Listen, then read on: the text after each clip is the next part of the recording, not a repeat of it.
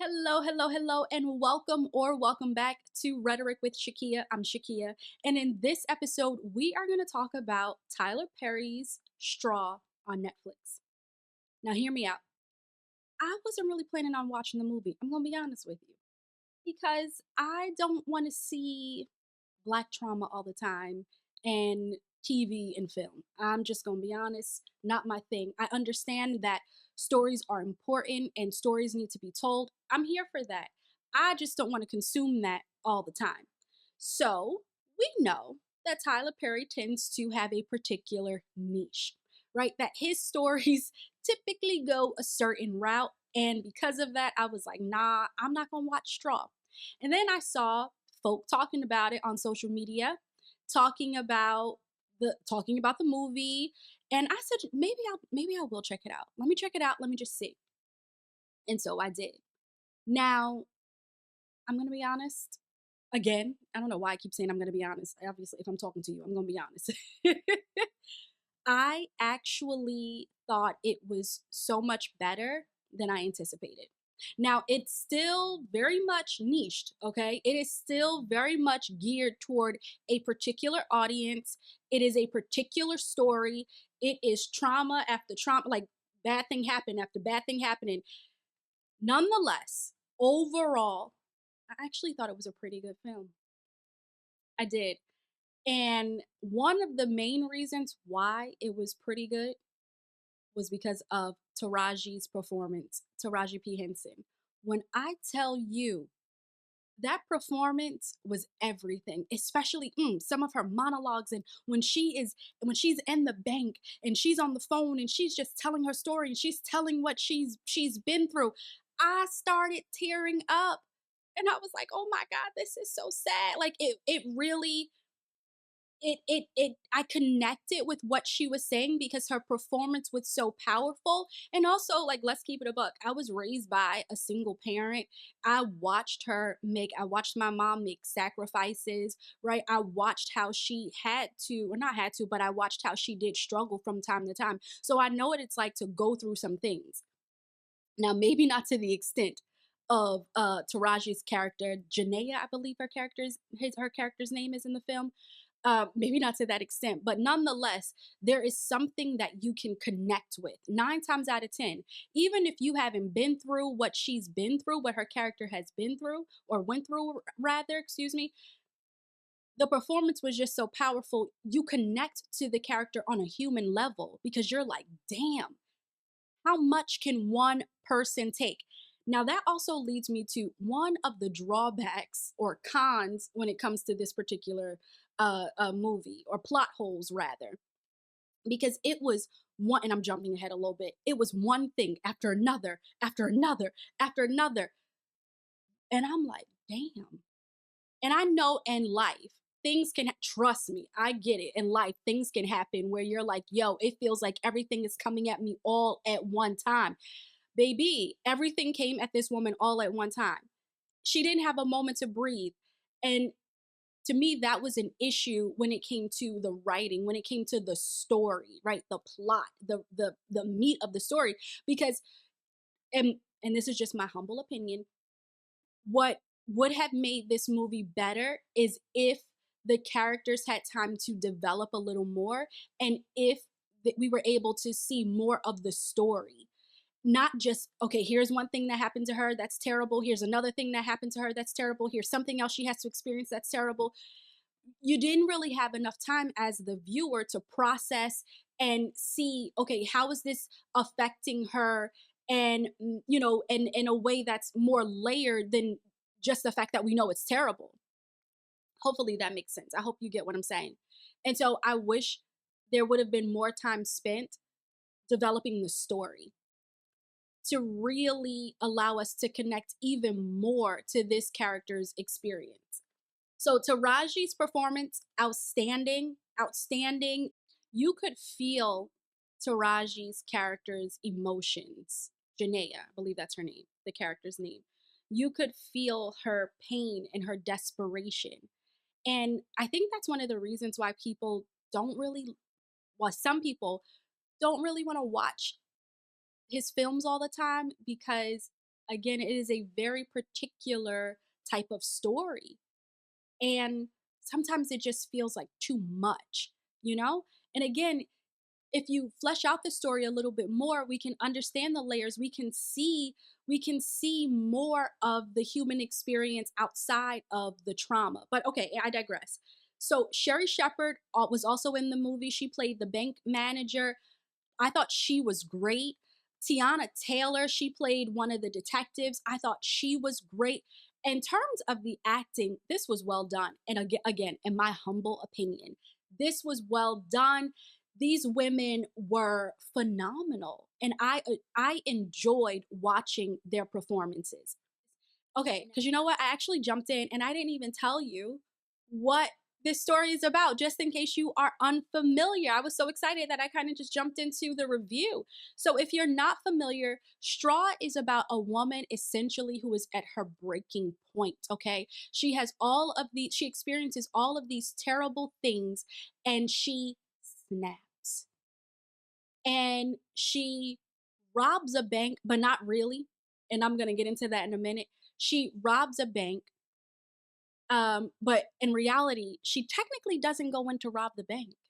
She goes in because she wants her money. She's just trying to cash her check. And she was having such a terrible day. She ended up getting fired, and her boss would not give her her check. Now, while she's there trying to get her check, her store, she works at a grocery store, her store ends up getting robbed. In the midst of the robbery, she gets attacked and she ends up shooting and killing one of the robbers. And then her boss, who was just so mean to her, as soon as she walked into work, he was so mean. We don't really know why though. We don't really know why. And this is again one of the cons to this movie. Let's create a story, a full story. We don't really know why, what their dynamic is. We just see him being an a-hole toward her. He's talking down to her in such a demeaning tone. He is belittling her. It's just ridiculous. So anyway, when as the grocery store is getting robbed, after Janaea shoots and kills one of the robbers, the her boss says, "Oh, you were in on it. You were in on it." He gets on the phone, he calls the police, and he's like, "I have her here right now." So he gives the police all of the information. There's no need to try and find a suspect because he gives her, again, part of the story. Anyway, he gives the police all of the information. He says, "Yeah, she's here. She killed this guy. She was involved in the robbery. The store just got robbed and I know she was involved." And she was like, "No, I'm not. I just want my money. I just want my money. Please give me my money." He starts to berate her again and he's yelling at her and he's saying all this stuff about her on the phone. She ends up killing him too. Then she leaves, she goes to the bank. She says, "Look, I am trying to cash my check." They say, "Sure, no problem. We need your ID." She says, "I don't have the ID." They say, "Well, I need your ID." Janaea says, I come in here all the time. You know me. You know me." She's talking to the bank teller. The bank teller's like, "Look, it is what it is." Now I'm paraphrasing. "It is what it is. You need your ID." She doesn't have it. She says, "I need my check. I need to give my daughter's school money so that she has lunch." Now, keep in mind, one of the reasons she got fired from her job, or the reason that we saw, is because she came into work, she's at the register, a customer is rude to her, ends up throwing something at her. She goes to the back to try and clean up. The boss, she ends up getting a phone call from her child's school. They say she has to come in. So she tells the boss she has to leave, that she'll be back soon. And she leaves. She tries to get the money from her account to take to the school. She's unable to do that. Make a long story short, she goes to the school. When she's at the school, CPS, Child Protective Services, they are there and they're removing her daughter. They said that there were bruises on the little girl and that essentially she wasn't safe with her mother anymore. So she's screaming, "Please don't take my child. Please don't take my child," where they take her child away. Now, headed back to work, she did not get her money. So she thought she was going to get her check. She didn't get her check. So she wasn't able to pay her rent because that was another thing that happened. She was behind on paying her landlord. So her landlord, on her way, as she's leaving her home in the morning to take her daughter to school, the landlord is saying, "You owe me money. If you don't have my stuff by today, I'm putting your stuff out. I'm evicting you." She says, "I'm going to be here. I'll come on my break. I'll give you the money." She's unable to do that because she's not able to get her check. So on the way back to her job, the grocery store, a police officer runs her off the road. He is, again, somebody else in the film who's yelling at her, berating her, demeaning her. He threatens her. Another police officer arrives on the scene. She ends up writing Janaea some tickets. Janaea's car wouldn't start, which is how I think it stalled or something like that. And then the police officer hit her. Um, or actually, I'm no, after the police officer hit her, her car, I believe, stalled in the road. It's just one bad thing after another. Now we're back at the point where her store, where she worked, the grocery store, was robbed. She shoots one of the robbers. She ends up shooting her boss. She goes into the bank. She wants the money. She doesn't have her ID. Because at this point, her landlord put her out. She left all her things on the sidewalk. Janae was really upset because she left her daughter's medicine out on the sidewalk, just all of their belongings, because the landlord evicted her, okay, put her out. So she doesn't have her ID. She still has the gun with her from the robbery that she shot the robber with, because somehow she gets the gun from him, she shoots him. She has that gun. She has this backpack with her. And in the backpack, she has her daughter's science experiment, but once this alleged robbery happens, they think it's a bomb. So she's in the bank. She never actually says, "Give me your money. This is a robbery." She never says that. They make the assumption that she's robbing the bank because they saw a gun and she said, "I need my money. I just need my check." All she was asking for was like $541, something like that. If she was robbing the bank, I assume she would ask for more money. I'm just saying, if we're going to go through the hassle of robbing a bank, we're going to ask for more money.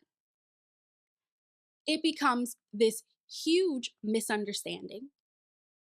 They call the police and they say, the teller hits the silent alarm. That rings to the police. The police then ring the bank manager. And she says, "Yes. And I think she has a bomb in her backpack."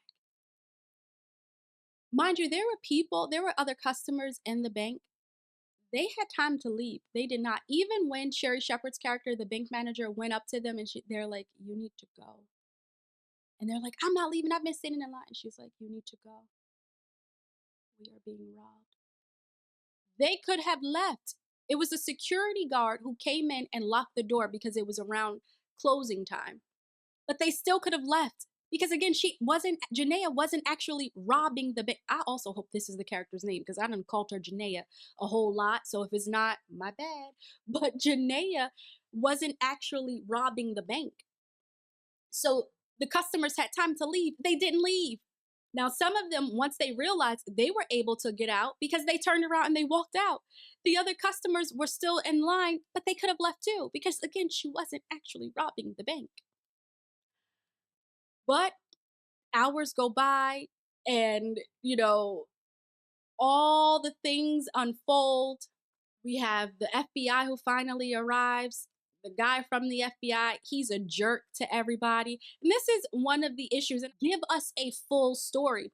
We just have people who are jerks, but there was no meat to that. You know what I'm saying? It was like they were just being a jerk just to be a jerk, but it didn't necessarily add to the story in a way that it could have to give it more depth. It just made, as the viewer, you feel even, more sad for Janaea, but you're also like, damn, why are you being such a jerk? Also, her character was so meek. I'm like, stand up for yourself. She could have stood up to herself, to her boss before all the stuff happened, but she didn't. Okay, cool. So, fast forward, what we learn And there were clues to this, and I'm proud of myself because I did peep something. So we learn that Janae's daughter had died the night before. So remember when she allegedly got the call from the school and she goes to the school and CPS is taking away her daughter, they say she had bruises on her and things of that nature. Well, Janaea, she kept saying she gets seizures, and she hit her head. I didn't do anything to her. Like she hit her head. She's fine. Give me my baby. Give me my baby. And what I think happened is the little girl had a seizure and she did hit her head and she probably did have a bruise. And she, because Janaea kept saying she's very ill, she takes medicine. She took her to the hospital, and I believe her daughter passed away at the hospital. But Janaea could not cope with that fact. She could not cope with that fact. And so all of this unfolds the next day. She's having a conversation with her daughter. She gets her up. She wakes her up. She bathes her. She gets her ready for school. She's walking to the car with her. She drops her off at school, but none of that happened. And you could kind of tell something was off in the beginning of the movie when Janaea arrives at the school in her car and she's just trying, right? She's trying. In this car, she pulls up and the principal is standing there and she gives her a look and a wave like, "What are you doing here, ma'am?" And Janaea is talking to somebody, right? Janaea is talking to her daughter, but at the end, we find out the daughter wasn't there because the daughter had passed away the night before. So Janaea was going through her normal routine, taking her baby to school, even though her baby had passed away. And so that brings me to two main themes that I'm going to touch on. One, this idea of a village. We talk a lot about having a village, having community, but what happens when you don't have a village?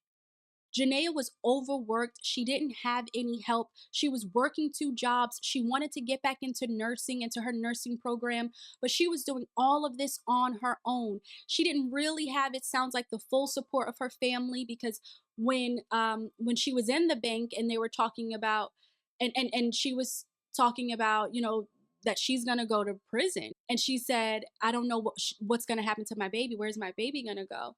And I think it was Sherry's character who asked her, "Well, can she go with your mom or your family?" And she's like, "No, not my mom." I believe that's what happened. She's like, "No, not my mom. She didn't have any, she doesn't really have help." For whatever reason, again, we didn't see the relationship between her and her mother. That could have been part of the story. We could have gotten a little more backstory. Okay, but anyway, she didn't really have a village. When you don't really have a village, sometimes it can be difficult to practice that self-care. Sometimes it's difficult to rest. Sometimes it is difficult to allow yourself to be and live mindfully and all of that because you're just on go and you're on autopilot. And that's what was happening to her, not having a village. As a therapist, I have clients sometimes who they'll say, "Shakia, my village is not strong. My village is not showing up for me." And this movie gave voice to that question. And so again, Janaea was working two jobs. She was caring for a sick child. She was navigating injustice after being threatened by the police officer. She had all of this, she was experiencing all of this mistreatment from her boss, all while trying to keep it together until she couldn't. And she had these moments where she snapped. One, I think this film highlights the importance of a village because what can happen, and this might be more of the extreme side, but what can happen when we don't have one. And so it's really important to find that sense of community. Especially just as a side note, I know a lot of folk, especially in my therapy practice, amongst friends, we talk about this epidemic of loneliness, right? Of loneliness. And sometimes that is associated with not having a village. So it's really important, and I thought that was a powerful topic to be explored. We could have had a little more context in the story. Okay, moving on. The other thing that came up was mental health. Overall mental health. And what I think Janaea, if I were working with her, obviously I would do an actual assessment and all of that just as a disclaimer. But for the purpose of this video and talking about this film, Straw, if I were Janaea's therapist, based off of what we know and how she was presenting, I would diagnose her with brief psychotic disorder because it looks like that's what she was experiencing. She had she experienced this severe trauma, the loss of her daughter, and she had, for lack of a better word, a break from reality, right? She was experiencing a level of psychosis, specifically with brief psychotic disorder. When it comes to Janae's character, she was experiencing delusions and hallucinations because as she was going through her day, she firmly believed her daughter was still alive. She believed she was having conversations with her daughter's school when we find out she was not. It wasn't her daughter's school that called her. CPS was not at the school. She didn't drop off her baby girl because, again, her baby girl had passed away the night before. Hallucinations, because she was experiencing hallucinations because we see her having full on conversations with her daughter. She saw her daughter, she heard her daughter. So she was experiencing these visual and auditory, hallucinations. And this brief psychotic disorder occurs after something traumatizing, something traumatic happens, and you are unable to cope and process that, right? And so she was unable to process the fact that she lost her baby girl. And with brief psychotic disorder, it's usually temporary. And so, there are certain other forms of psychosis that last a little longer. But with this particular disorder or diagnosis, it's temporary and it's as a result of something, one of the criteria, as a result of something happening. And so we can see her starting to come to reality at the end of the film when she's on the phone and she is informed that her baby girl had passed away. And in that moment, she was able to accept reality a little bit more. But throughout the entire day, she could not. And she was trying to hold on as much as she could. And she was trying to, for her, have a sense of normalcy. And sometimes the brain will do this because it is trying to protect you. Because some things can be so painful that it can be difficult to come to terms with in that moment. And so she's replacing the trauma with something else. She's replacing the trauma, the traumatic event that occurred, with her normal day to day life. But again, at the end of the film, she starts to come to terms with reality. She starts to come to terms with what what's going to happen with her. Because before that, she was making plans with the bank manager for her to take her daughter and all of that. It was just, it was a lot. But I thought it's something that's important to explore because obviously, well, maybe not obvious to everybody, but for me, especially as somebody who works in the mental health field, taking care of your mental health is extremely important. And you don't have to wait to be diagnosed with a mental illness or severe mental illness in order to take care of your mental health. And sometimes life can feel so heavy that we are unable to, or we think we can't, right? Because we're focused on survival, that sometimes we don't prioritize our mental health. I think the film illustrated that point. Again, we could have had more with the story. We could have developed some of the characters a bit more. But overall, I actually thought it was pretty decent. And if I had to rate it out of 10, I would give it a 7. I'd give it a 7 out of 10. Don't come for me if you disagree now. Because I know some of y'all really go hard, right? And disagree with anything Tyler Perry. And it is what it is. That's your opinion. This is mine. A 7 out of 10. If you did watch it, let me know what your thoughts are. What would you rate this movie, Straw, on Netflix? And if you didn't watch it, maybe go check it out. Let me know what you think. Again, I did not do a full on recap. I'm just giving you my opinion of this particular movie. I'm giving you my review. So it's not a full recap, scene by scene. So there may have been a few things that I left out. And if I did, let me know gently. Let me know in the comments. And what do you think about the idea of this village, or the idea, not even idea, the village not really being there for some people? What can you do if you feel like you don't have a village? What are some of the things that you do, and how do you take care of yourself if you feel like you don't really have a village right now? And I hope that you are taking care of your mental health. Okay, because then I'll just go on and start talking about something else that is completely different right now. And that's not what this video is about. So again, I'm giving Tyler Perry's Straw on Netflix a 7 out of 10. Taraji P. Henson was brilliant in this role. Say what you want, but that is my opinion. I also thought Sherry Shepherd Tiana Taylor were awesome, awesome, awesome. If you didn't watch it, check it out. Let me know. Thank you so much for joining me. I am so excited that you spent some time with me today. I hope you come on back for another one. But in the meantime, bye for now.